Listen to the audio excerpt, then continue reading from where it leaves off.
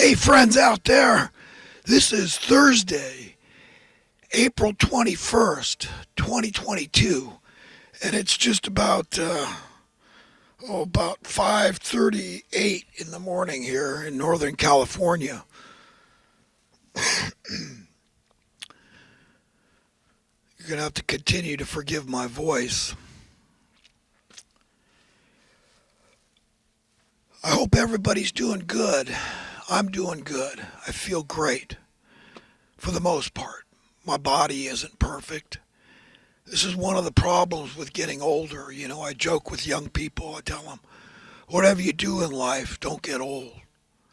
But really, the truth is, we're like wine. You do get better with age because you learn a lot of stuff. You pick up a lot of stuff. And no matter how egocentric and arrogant you might be when you're younger, because we all know guys particularly have issues with that. The testosterone, it's a guy thing. We could be real big fat jerks, a-holes, and it reveals itself through the ego. This is a big problem for us as humans. We all struggle with this right within our own members. We got to deal with the ego, this carnal, worldly wise entity that really is at enmity with the Spirit of God that's trying to live in us and grow in us. Our essence, the good things within our character, our hearts and our minds, our spirits, our souls. Those things we treasure that we wouldn't trade for anything in the world. That's is what comprises us as human beings, our true essence, that soul, our values are included in that. It's really critical to be on the right path, at least when it comes to knowing where you're headed. Where do you want to go? Do you know where you want to go? Have you asked yourself, for example, it's kind of a prayer because when you're talking with yourself and you say, well, who do I want to be exactly? What do I want my character to be like? My values, my opinions, and all that. What kind of a person do I want people to think of me as? What kind of person do I want to portray? And we all have a battle within. One part of us wants to be egotistic, self-centered, self-righteous, and that's at enmity with the true self that just wants to be nice all the time, that just wants to be living their lives as best as they possibly can, and that involves being a really nice human being, well-rounded, not someone who gets their feathers ruffled easily, someone that stays cool, calm, and collected in all circumstances, that's there for others that are having a hard time, to comfort, to encourage others. And it's a tough road to hoe, but this is the lot. And I say to myself, every day, every one of us has 1,000,001 things, literally, to be grateful for. And if we tap into that and we say to ourselves, man, I like God. I don't just love God. I don't just totally need God. I haven't just given myself to God because rightfully I'm His property, so it's only logical to do so and just have that relationship understood and established.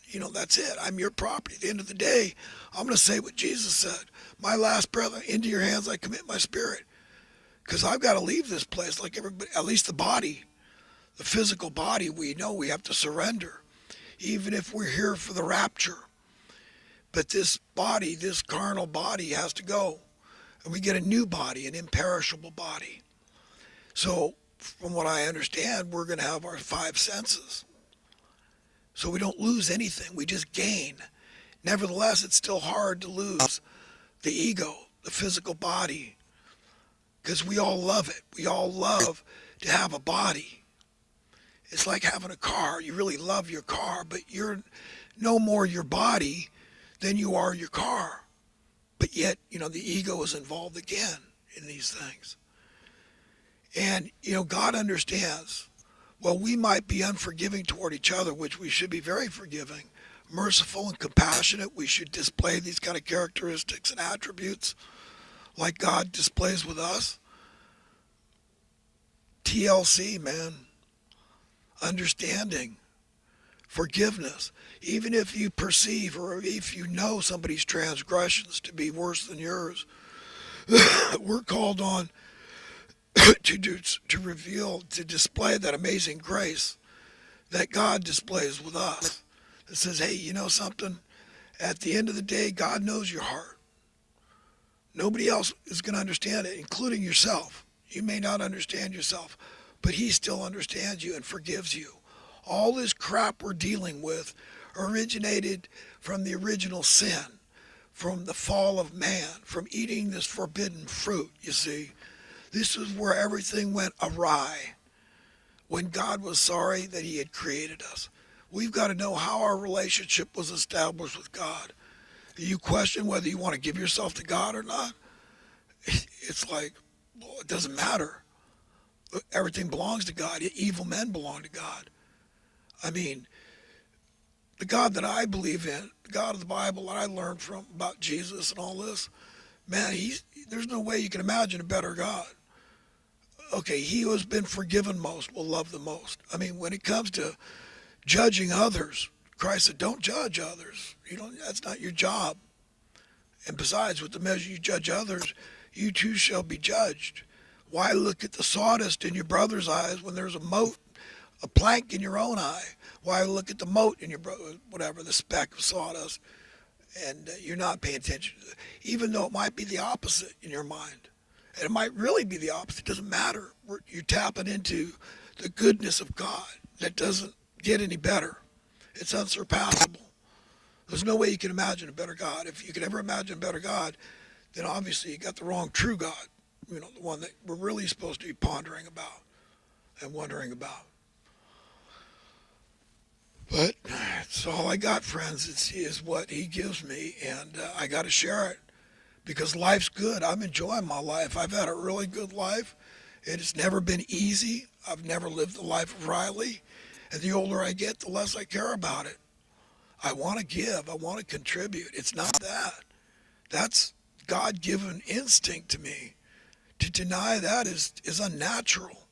That's why I know the system can't break down if we're all born wealthy, because it's a thus saith the Lord thing. You understand? It goes like this. God says, it's my planet, right, kids? You're my equally beloved children, right, kids? This is my character, my nature. This is who I am as this Creator God Almighty, your divine parents. We created you in our image and likeness, male and female. We created you. God is perfectly balanced between male and female. It is a sacred relationship. It's a glorious, precious one. And it's replete throughout all the fauna and even some of the flora. It's crazy, man. God is crazy, crazy good. Way better than we can ever imagine, but we ought to spend time thinking about it so that we can try to be better people.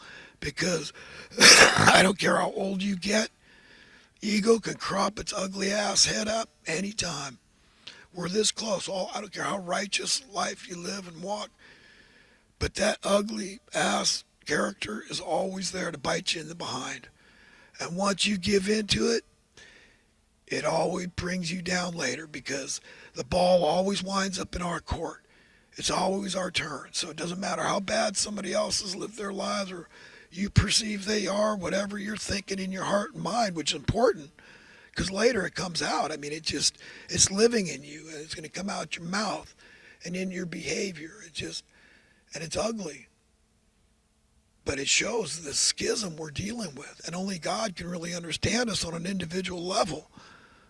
We can't save each other's lives, and that's the most important thing. That's the worst thing we have to experience, right? Is death. And I can't save my children's lives. Every parent would save their children's lives if they could, but only God can do that. So when it comes to opinion and whose opinion really matters, if you care about his opinion of you above all else, you'll be fine.